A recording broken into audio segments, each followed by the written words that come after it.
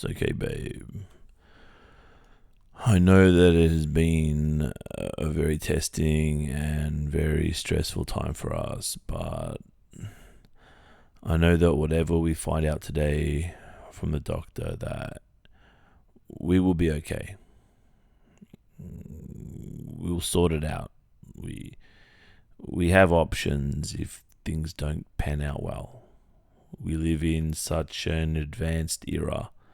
We live in a rich country. Even in the worst case scenario, things can still happen for us.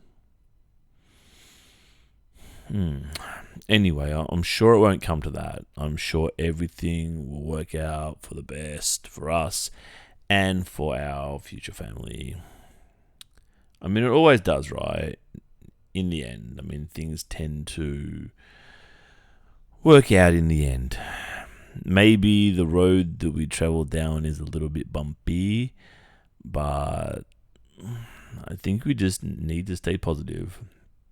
And hope for the best, but know that if the worst comes, that together we can manage it. We can still build a family together, and that the love that we have for each other can only get stronger whatever happens. Later that day. Thank you for meeting us again, Doctor. We really appreciate your time with us and trying to help us through this situation. The whole thing has been very stressful on both of us, and I'm sure you could imagine what it would be like from our side.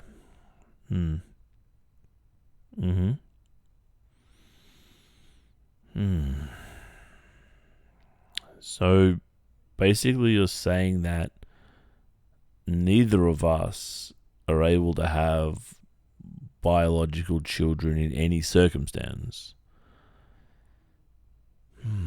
And that there's nothing that can be done about this.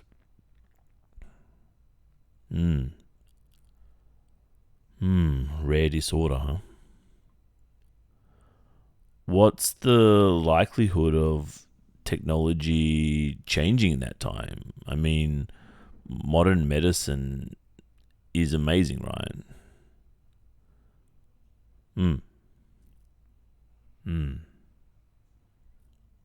You wouldn't count on it. Oh, several decades, you think? At the earliest? Okay. Thank you. Later that evening. Alright. Let's just talk about it. Let's just talk about what happened today. I know that we both kind of clammed up a little. I mean, of course, we're both devastated by the news. It's really awful. But I think we need to talk it through as well. I mean, obviously, we can't find a solution now.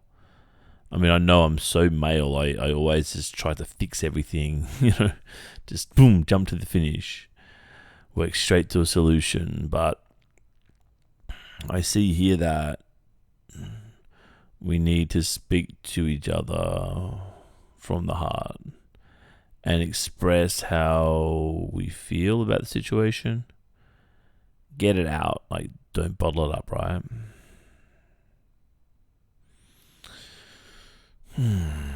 So, I guess to state the obvious, it was like a stake straight through my heart when he said that we can never have biological children together. I felt it all over. My whole body tightened up. All of my skin, my scalp, my face. There was like this automatic neurological response through my body. I felt like I couldn't talk. I felt like I couldn't even breathe. My chest was so tight. And during all of that, so many images went through my head at that moment. Me as a child, with my parents, and then thinking that this is the end of the line and that I can never have what my parents had.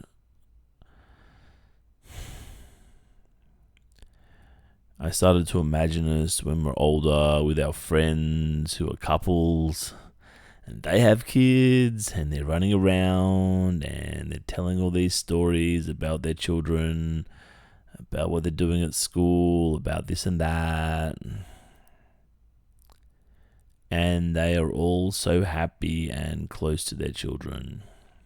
And we are there with them, but inside of us is that discomfort, the discomfort that we can never have that. We can't have what our friends have. We can't have what our neighbors have. We can't have what we want. And then we go home to our cats, our spoiled cats. And we have this ever-growing emptiness growing inside of us. It's like this elephant in the room. It keeps getting bigger and bigger until we can't even get inside the house anymore. But it's a big house. It's a big 4-bedroom empty house. And then we make up for it by spending our extra money. Because of course when you don't have children, you have a lot more money. And then we buy a fancier car and a condo in Florida. And then I just cried. And cried. Stopped for a bit and then started again. Then I thought about calling my parents and telling them that they will never have grandchildren. I mean, how do you even tell them that? How do you even begin the conversation, You know how the oldies get when they have grandkids. It breathes this life into them, I've seen it before. Once they become grandparents, they're just they're young again themselves,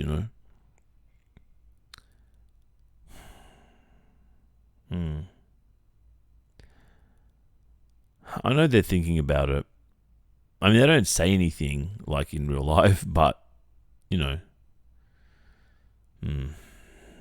Then I imagine the conversation with my parents on the phone, and they gave me the advice I needed.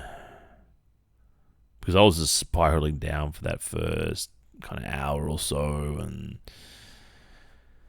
they said, there's adoption options, which is true. We know this. We kind of chatted a bit about it before this all happened. Well, today's thing happened anyway. But anyway, the imaginary chat that I had with my parents kind of put things in perspective for me. I mean, firstly, we're still okay. We're alive and we're healthy and everything's working well in our lives, right?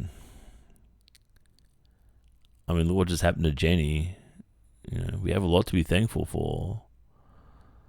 We're together, obviously. We met, luckily. It's lucky that we met at all. We both make each other very happy. So that was a good point. We have a good life. We are both happy and healthy, and we have a lot to look forward to. The future's bright. And in that future can be adopted children, And there's still a chance that something might come through in the medical industry. I mean, there's lots of money being thrown at this kind of stuff, A lot of smart people out there, a lot of smart scientists and this kind of stuff. I mean, yeah.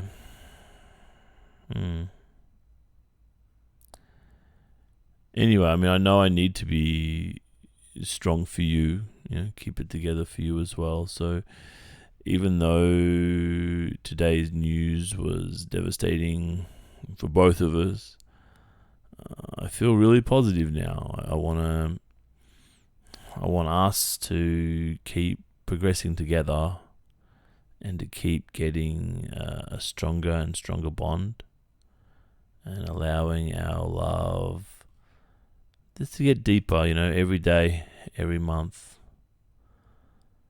every year, and so on. So I think that we should be positive about this and look to the future together, and that's what really matters.